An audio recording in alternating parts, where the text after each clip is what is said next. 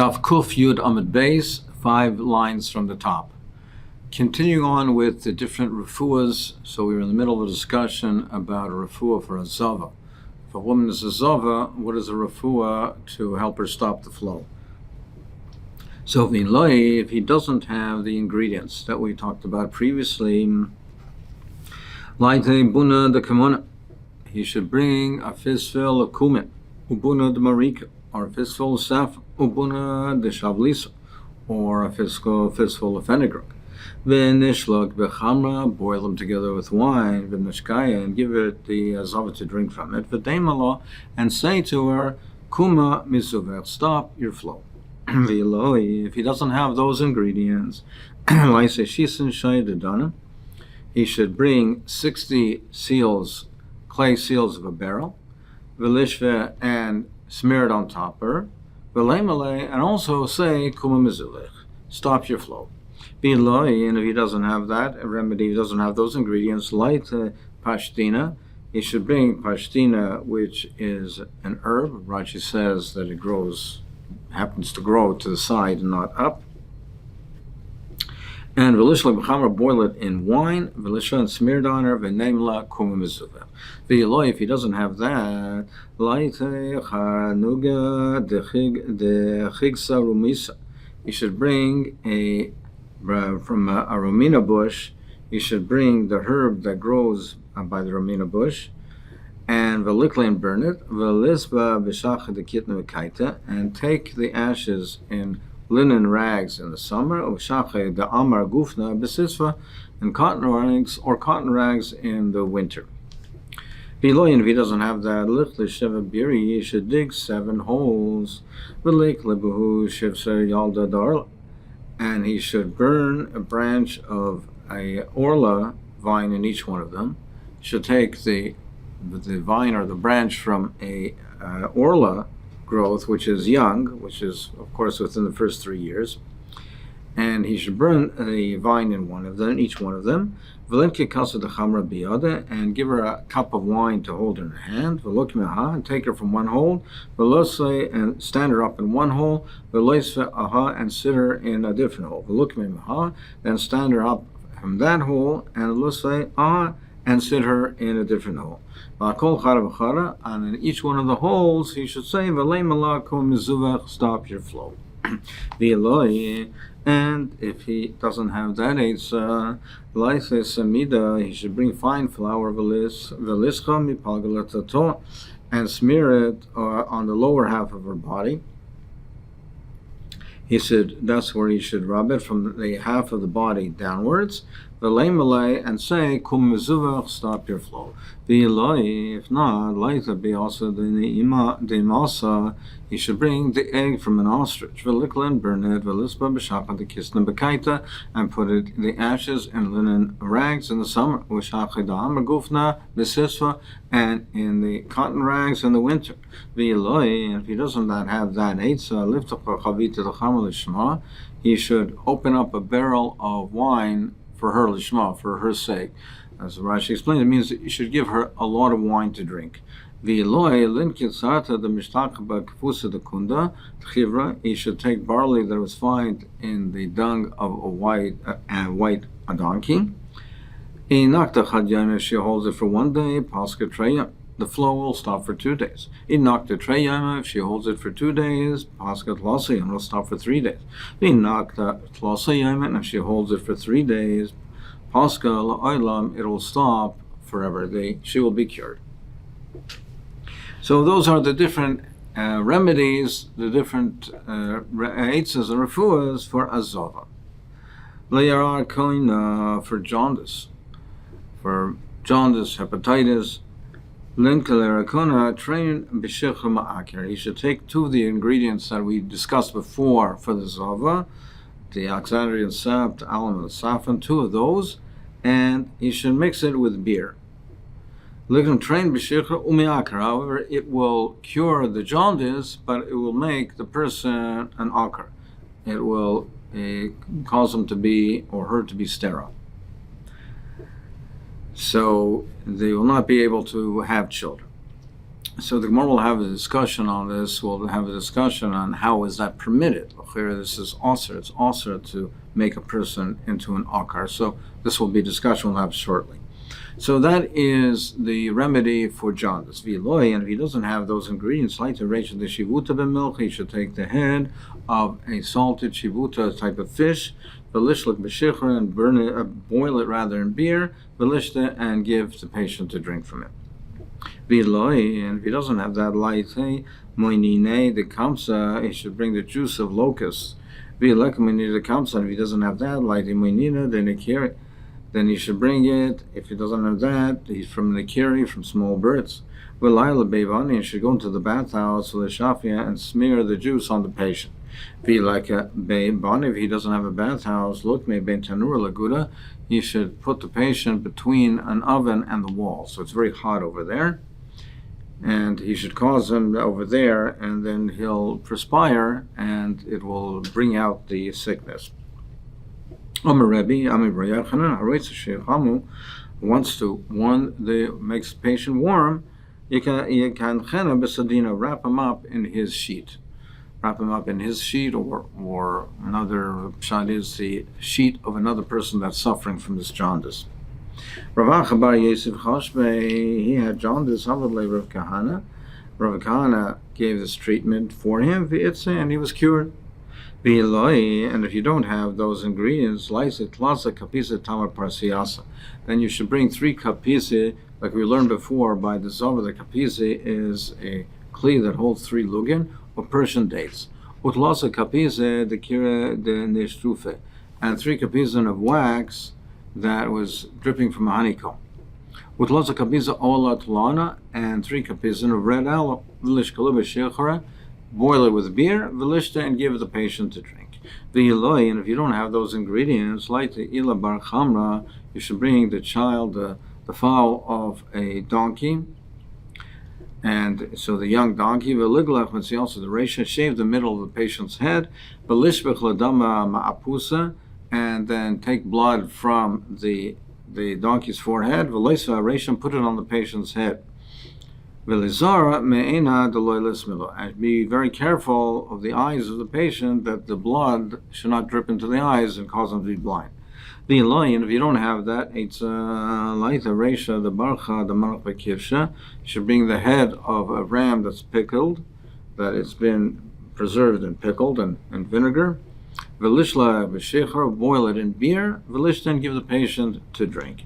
And if you don't have that, like the dover acher chutrona, bring a speckled chazer, tear it open, leave and put it on the patient's heart. And if you don't have that, like the karte mekatusa de mishra, bring the leeks from the middle row of where it's growing, from its middle row, and Rashi says that as the strongest, the sharpest, and you bring it from there.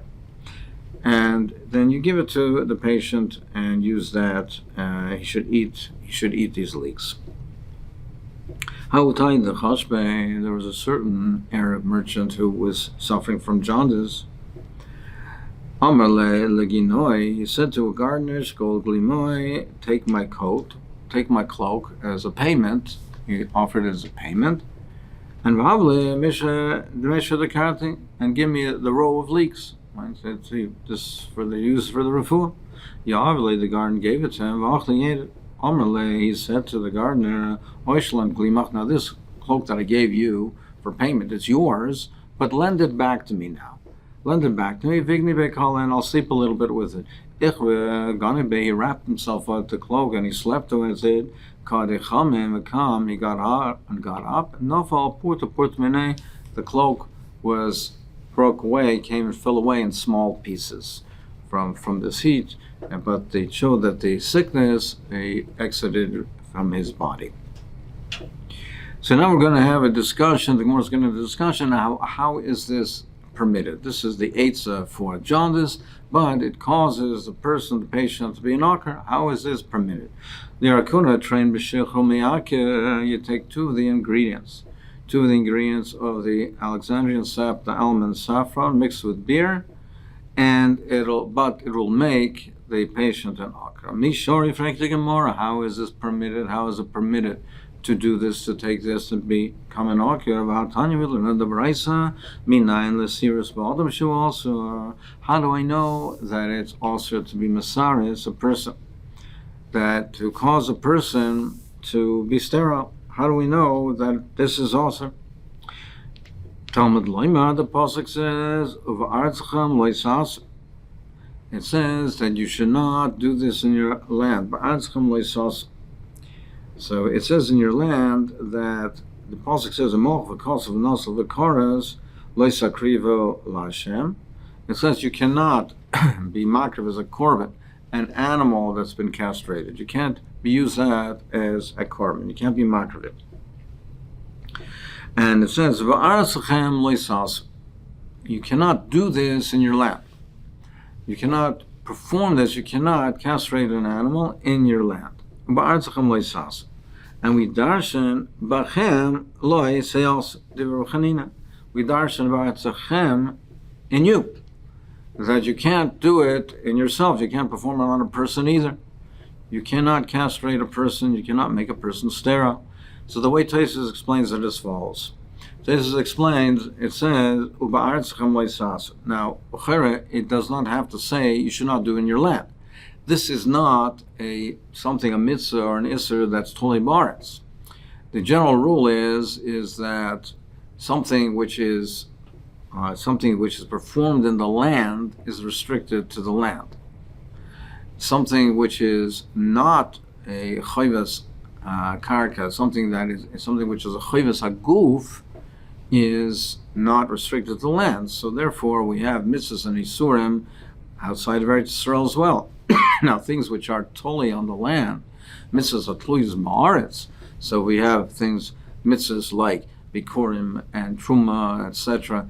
These types of mitzvahs that are totally ma'aretz. So it's restricted to Eretz Yisrael. So, but why would they say over here, the Torah say over here, what is this totally, what is this not dependent on the land?